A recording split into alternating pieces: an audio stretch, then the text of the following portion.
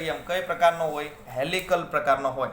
એટલે કે આ પ્રકારે જશે કે અહીંયા XYZ 3 યામ દર્શાવું છું. આ દિશામાં X યામ છે, બરાબર, એને લંબરૂપે અહીંયા Y યામ છે અને એને લંબરૂપે Z યામ છે, બરાબર.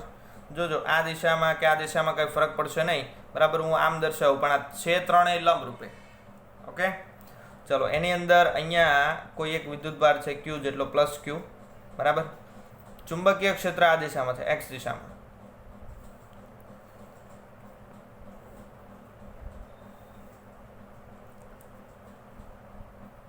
ચુંબકીય ક્ષેત્રને લંબરૂપે હું નથી જોતો, અમુક ખૂણે જાઉં છું, બરાબર. તો માની લો આ કણનો વેગ આ દિશામાં છે v જેટલો, એટલે v ની દિશા આ છે, b ની દિશા આ છે.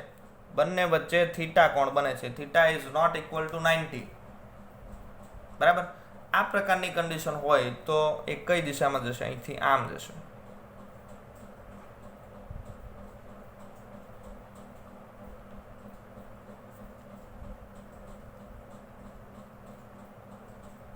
આ પ્રકારે ગતિ કરશે, સ્પાઇરલ જેવા આકારે આગળ વધતો જશે, ચુંબકીય ક્ષેત્રની દિશામાં આગળ વધશે, બરાબર. હવે આ જે વેગ છે એ વેગ કોઈ પર્ટિક્યુલર દિશામાં નથી એક્સમાં કે નથી વાયમાં. વેગ કઈ દિશામાં છે? વચ્ચેની ક્યાંક દિશામાં છે. તો વેગ જે છે એના બે ઘટક પાડવાના છે, એક્સ દિશામાં અને વાય દિશામાં. એટલે કે આ દિશામાં એક ઘટક પડશે અને એને લંબરૂપે આ દિશામાં ઘટક પડશે. અલગથી હું દર્શાવું છું. અહીંયા વિદ્યુતભાર છે, બરાબર. આ દિશામાં એનો વેગ છે, તો એક એક્સ અક્ષની દિશામાં એનો ઘટક પડે અને વાય અક્ષની દિશામાં એક ઘટક પડશે. ચલો, અહીંયા ખૂણો બને છે થીટા. અહીંયા તમે જોઈ શકો થીટા કોણ બને છે, બરાબર. આ થીટા હોય તો આ પણ થીટા જ થાય. થીટા કોણ બને છે તો v નો આ દિશામાં ઘટક કયો આવશે? v cos theta.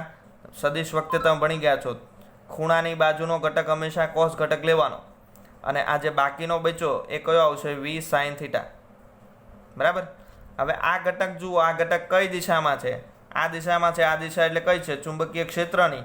તો v cos થીટા જે છે એ ચુંબકીય ક્ષેત્રની દિશામાંનો ઘટક છે, તો એને આપણે v પેરેલલ વડે પણ દર્શાવી શકાય. આ ડબલ બારનો મતલબ શું થાય? સમાંતર છે, બરાબર. એટલે આ કયો ઘટક છે? વેગનો સમાંતર ઘટક, ચુંબકીય ક્ષેત્રને સમાંતર અથવા તો ચુંબકીય ક્ષેત્રની દિશામાંનો ઘટક છે. અને આ ઘટક કેવો છે? ચુંબકીય ક્ષેત્ર આ દિશામાં છે અને આ ઘટક આ દિશામાં છે, એટલે એને લંબ ઘટક છે. તો આને આપણે v લંબ વડે પણ દર્શાવી શકાય. v ની નીચે ઊંધો t એટલે v લંબ કહેવાય. એનો મતલબ શું થાય કે ચુંબકીય ક્ષેત્રની દિશાને લંબ રૂપે આ ઘટક આવેલો છે અને આ ચુંબકીય ક્ષેત્રને સમાંતર ઘટક છે. હવે તમે અહીંયા જુઓ કે આ જે વિદ્યુતભાર છે એને જેવો આપણે ચુંબકીય ક્ષેત્રમાં થીટા કોણે દાખલ કર્યો, એટલે આવી રીતે સ્પાઇરલ જેવા આકારે ગતિ કરે, એટલે ગોળ ગોળ તો ફરશે જ તેને, પણ એ કંઈક અંતર કાપતો જાય એક્સ અક્ષની દિશામાં, બરાબર. તો માની લો કે અહીંયા આવ્યો છે વિદ્યુતભાર, ત્યાંથી એક ચક્કર પૂરું કરે છે તો અહીંથી સીધો એ અહીંયા આવશે. એક ચક્કર પૂરું કરે ત્યારે, બરાબર. તો એક ચક્કર પૂરું કરે તો પોતાના મૂળ સ્થાન પર આવતો નથી, થોડુંક અહીંથી અહીંયા સ્થાનાંતર કરે છે. તો આ જે દરમિયાન કાપેલું અંતર છે એને આપણે p વડે દર્શાવું છું. p એટલે કે પીચ, ક્રિકેટની પીચ નહીં, આ બીજી પીચ છે, બરાબર. એને ગુજરાતીમાં પેચ અથવા તો પીચ કહેવાય. પીચ એટલે શું છે કે જ્યારે ચુંબકીય ક્ષેત્રમાં કોઈ વિદ્યુતભારિત કણને 90 સિવાયના કોણે દાખલ કરવામાં આવે, 90 નહીં, 0 કે 180, 0 કે 180 કરો તો એ ગતિ જ નહીં કરે. 90 સિવાયના કોણે દાખલ કરવામાં આવે તો એ વખતે એ ચુંબકીય ક્ષેત્રની દિશામાં કંઈક અંતર કાપે. એના અંતરને આપણે કહીશું પેચ, બરાબર. અથવા તો આપણે એવું કહી શકાય કે હેલિકલ માર્ગે ગતિ કરતો કોઈ કણ છે, સ્પાઇરલ માર્ગે ગતિ કરતો કોઈ કણ છે, એ એક પરિભ્રમણ દરમિયાન ચુંબકીય ક્ષેત્રની દિશામાં જે અંતર કાપે એને પેચ કહેવાય. એક ચક્કર પૂરું કર્યું એ દરમિયાન જે અંતર કાપ્યું આટલું, એને શું કહેવાય? પેચ p વડે દર્શાવાય. અંતર એટલે તમે જાણો છો, અંતર એટલે શું કહેવાય? વેગ ગુણ્યા સમય કહેવાય. ગતિના નિયમની અંદર સમીકરણ આવી ગયું છે. અંતર એટલે શું થાય? વેગ ગુણ્યા સમય. તો અંતર એ કેટલું કાપે છે? પેચ જેટલું. વેગ કેટલો છે ભાઈ? વેગ એટલે આપણે અહીંયા v લેવાનો નથી ભૂલથી પણ. કઈ દિશામાં અંતર કાપે છે? એક્સ અક્ષની દિશામાં. તો એક્સ દિશામાં એનો વેગ કેટલો છે? જુઓ તો તમે એક્સ દિશામાં એનો વેગ કેટલો છે? વી કોસ થીટા જેટલો છે. તો અહીંયા આપણે વી કોસ થીટા લખવાનો રહેશે ગુણ્યા સમય કેટલો લાગે? કણ અહીંયા હતો ત્યાંથી એને પી જેટલું અંતર કાપે એટલે અહીંયા પહોંચે, તો અહીંથી એક રાઉન્ડ મારે એટલો સમય લાગશે. અને એક રાઉન્ડ મારતા લાગતો સમય એને આપણે શું કહેવાય? આવર્તકાળ ટી કહેવાય કે નહીં? તો વી કોસ થીટા ઇન્ટુ ટી, આ પેચ મળ્યું. ચલો વી કોસ થીટા ટીનું સમીકરણ હમણાં આપણે સાબિત કરી ગયા, 2πm/qb, આ ટીનું સમીકરણ છે, બરાબર. તો આને આપણે ક્રમમાં લખીએ 2πmv cos θ/qb અથવા 2πmv parallel/qb. v પેરેલલ એટલે શું થાય? v cos θ, બરાબર. તો આ થઈ ગયું પેચનું સમીકરણ 2πmv parallel/qb, જ્યાં v પેરેલલ એટલે કે v cos θ. તો પેચનું સમીકરણ તમારે યાદ રાખવાનું છે. પેચ એટલે શું થાય, કેવી રીતે આવે, એ બધું એકદમ કમ્પ્લીટ ક્લિયર હોવું જોઈએ. 90 કરતા અલગ ખૂણે દાખલ થાય તો એ સ્પ્રિંગ જેવા આકારે ગતિ કરશે, અને સ્પ્રિંગ જેવા આકારે ગતિ કરે એ દરમિયાન એક ચક્કર પૂરું કરે એટલે કે અહીંથી પાછો રિટર્ન અહીંયા આવે એ દરમિયાન ચુંબકીય ક્ષેત્રની દિશામાં જે અંતર કાપ્યું એને કહેવાય પેચ અંતર, બરાબર. અને એનું સમીકરણ શું આવશે? 2πmv cos θ/qb. ચલો, આ જે હેલિકલ પાથ છે, સ્પ્રિંગ જેવો પાથ છે, તો એની કંઈક ત્રિજ્યા હોય કે ભાઈ અહીંથી લઈને અહીંયા સુધીની આ જે એની ત્રિજ્યા છે, એ ત્રિજ્યાને આપણે આર વડે દર્શાવીને આરને કેવા છે? હેલિક્સની ત્રિજ્યા.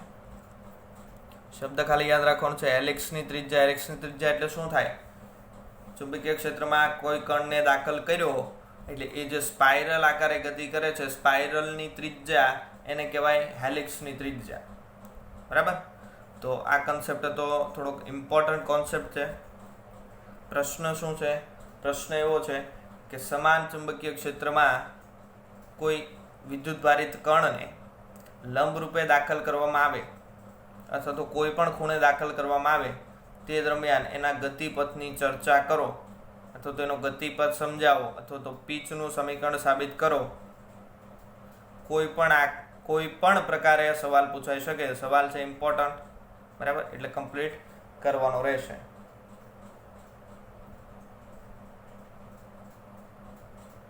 ઓકે, ચલો ત્યાંથી પછી આગળ વધીએ.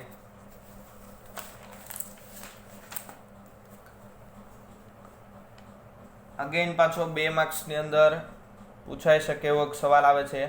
સવાલનું નામ છે વેગ પસંદગીકાર, વેલોસિટી સિલેક્ટર. વેગ પસંદગીકાર. વેગ પસંદગીકાર શું છે? 3 યામ દર્શાવ્યું છે, x, y અને z. ત્રણેય પરસ્પર લંબ યામ છે. અહીંયા આપણો વિદ્યુતભાર +q રહેલો છે અને એને હું v જેટલા વેગથી ધનક્ષ દિશામાં ગતિ કરાવું છું, બરાબર છે. આ જે વેગ છે એને લંબ રૂપે હું 2 ક્ષેત્ર લાગુ પાડું છું, એક વિદ્યુત ક્ષેત્ર અને ચુંબકીય ક્ષેત્ર.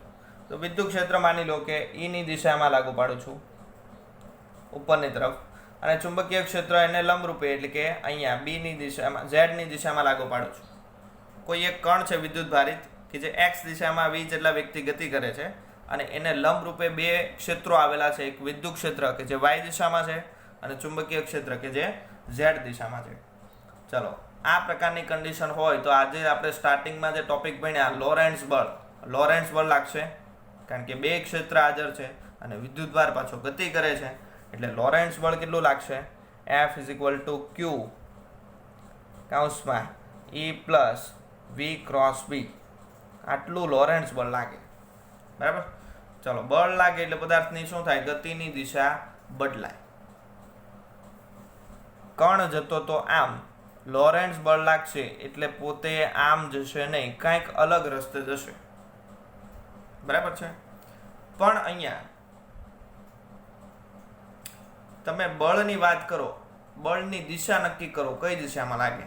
તો વિદ્યુતભાર અહીંયા છે, એના પર પહેલા આપણે વિદ્યુત ક્ષેત્ર લાગુ પાડ્યું છે E જેટલું. ચુંબકીય ક્ષેત્રને થોડી વાર ભૂલી જાઓ, માત્ર વિદ્યુત ક્ષેત્ર લાગુ પાડ્યું છે, તો એના પર QE જેટલું બળ લાગે, વિદ્યુત બળ જેને આપણે કીધું. તો એ QE બળ ક્યાં હોય? ક્ષેત્રની દિશામાં હોય. પહેલા ચેપ્ટરની અંદર ભણી ગયા છો કે વિદ્યુત ક્ષેત્રમાં કોઈ કણ મૂક્યો હોય તો એના પર બળ કઈ દિશામાં લાગે? ક્ષેત્રની દિશામાં. એટલે ઉપરની તરફની દિશામાં F ઇલેક્ટ્રિકલ ફોર્સ લાગશે. મેગ્નેટિકલ ફોર્સ કઈ દિશામાં લાગે? તો હવે ઇલેક્ટ્રિકલ ફોર્સને અહીંયા વિદ્યુત ક્ષેત્રને ભૂલી જાઓ. હવે એવું ધારો કે વિદ્યુતભાર છે એને ચુંબકીય ક્ષેત્ર લાગુ પાડ્યું છે, તો ચુંબકીય બળનું સમીકરણ આપણે શું ભણ્યા? Q × V × B. એટલે ચુંબકીય બળની દિશા કઈ આવશે? V × B ની દિશામાં. એટલે V આ દિશામાં છે, B આ દિશામાં છે, એટલે V × B. એટલે અહીંથી આમ રાઉન્ડ ઘુમાવવાનું. આ 3D માં આખું વિચારવાનું છે. અહીંથી એમ રાઉન્ડ ઘુમાવો, બરાબર? એટલે કે અહીંથી આમ ઘુમાવો તો અંગૂઠો ક્યાં ગયો? અંદરની તરફ, નીચેની તરફ, બરાબર? તો આ જે F મેગ્નેટિકલ છે ક્યાં લાગશે? નીચેની તરફ લાગશે. ખ્યાલ આવ્યો? આમાં બે